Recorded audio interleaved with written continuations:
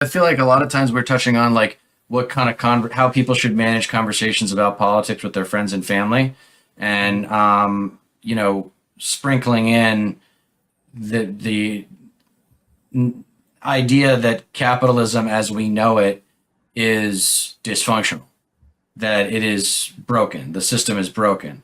You can get people to agree on that one thing, then you can kind of maybe build some sort of rapport with them.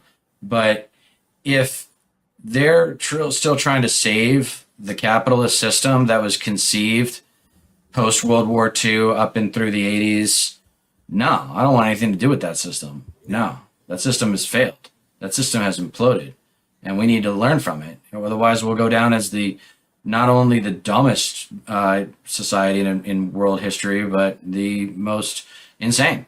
Yeah.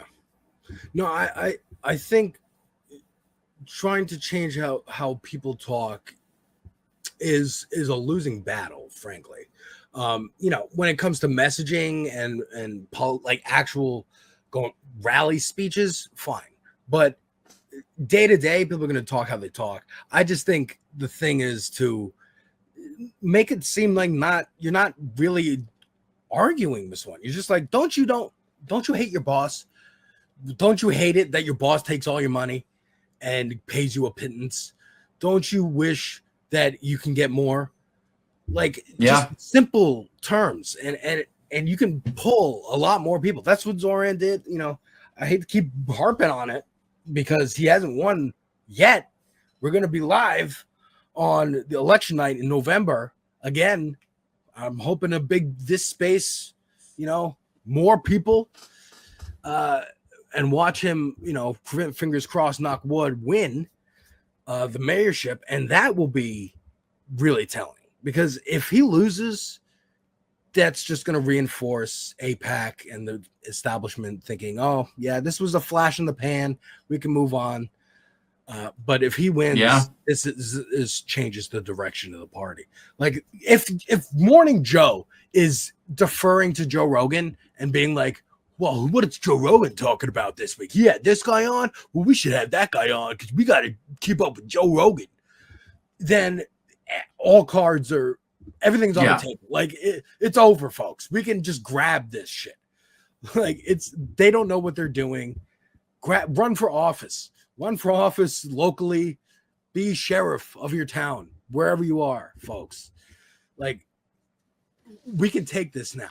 It's millennials' turn. We've been waiting our turn. Now we realize, we don't have to wait. Well, the Gen Xers are going to have something to say about that because Gavin Newsom's a Gen Xer. Gen Xers, and get the fuck out of here. I know they were out of college in time to benefit from the tech boom, which was the greatest surge in economic growth that the country's ever seen, and they benefited from it, and or a lot of them did. And Gen X is too capitalist to have made. Yeah, they're too capitalist because, again, I was just saying during the little time that you're away, the idea that caring isn't cool and that selfishness, that greed. That late 80s, early 90s era of just like, it's all fucked anyway. Get the money that you can. Get what you want. Yeah, get yours. Yeah, get yours and fuck everybody else. That's how they've been running. So now we're the millennials are up and Gen Z are up, and we're like, fuck you. We're going to make shit better for everybody. Well, we need Gen Z to be in a supportive position for a little while so that they can learn the tricks of the trade, because the Gen Zers don't know their history. They just don't. We're all on the same team. They can grab it. Yeah. No, but the millennials run for office, and then we have a generation of power, and then we pass it on, and we're not, selfish and whatever. And I'm down for Gen Zers to run too, but I just think we need some millennial stars now. Like, we can't wait for Mr. Perfect to come out of the woodwork. Yeah, but aren't Gen Z like 26, 7, 8? Yeah, that's where it starts. Yeah. Okay. I think it's 20. Maxwell Frost, he's not the best, but he's pretty good, and he's. Yeah, I like him. Yeah. No, I like Maxwell Frost. I was on with a call with him, though. He was on one of those lefty activism calls, and he was like, lead with love. and don't tell regretful Trump voters I told you so. And I'm like, Yeah. Again, oh, we're not the man. best. I don't know, man. I think I gotta tell them I told you so. I think I need to assert myself here as having a better worldview than them. This is not Yeah. about, I mean, this is a survival of our country we're talking about. Are we really going to get preoccupied with the feelings of people who were too stupid to read Project 2025 and not take it seriously? Yeah. Like, that manifesto was out there for you to fucking read, and the internet was out there. It was a click away, and again, you back just to your degree, ignored it. This is like the wife funny, like, don't yell at dad too much, Right. for punching you in the face repeatedly. Right. Just, he had a bad day at work and there's excuses and blah, blah, blah. Yeah. But Yeah. I wanted to show this clip here of why Trump might be trying to change any subject, because The Epstein files. Summer Lee introduced a bill, I believe, or a subpoena motion to subpoena the files in the Oversight Committee.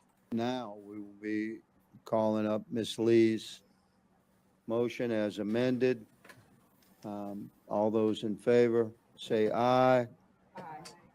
All those opposed, no. No. In the opinion of the, pardon? In the opinion of the chair, the no has it. Recorded vote, sir. Recorded vote is called for. The clerk will read the, So it came out to 8-10 to 2. So they're gonna subpoena, Good. which, who knows if they're gonna honor that. Obviously Trump is gonna be like, no, I don't care what letters you send me. Right. No, Like, he doesn't. He has no respect for the system. Right. And this is what I mean. Like, Republicans have no respect, and Democrats, as labeled as communist, anarchist, lunatic Antifa running the streets with bats and shit, we should kind of give a shit less. A little bit. Well, I think you just gotta. I think you just gotta grow up and realize that there's a cultural cancer in America that we will never be able to cut out. It will always be at least 10 to 15% of our country, but right now it's about 40% of our country, and that's why he, Talarakia or whatever the hell his name is, the state senator from Texas that was on Rogan is now like the substitute for Zoran, I guess, is what that's the kind of how I read that interview. Anybody but Zoran. They want a white guy, Christian in seminary school. Hey, folks, I understand. We can do it like this, and We can have a civil conversation. It's like, no, no, we're past that. No, it's about radiating this cancer and isolating it culturally. And actually, other parts of the country have been doing this, like intentionally or unintentionally, it doesn't matter. But like Hollywood, for example, has been very exclusive toward conservatives. And there's actually a psychological reason for that. And it's that the purpose of storytelling is to answer the question what it would be like to be somebody else in a certain situation, right? Yeah. That's the purpose of storytelling.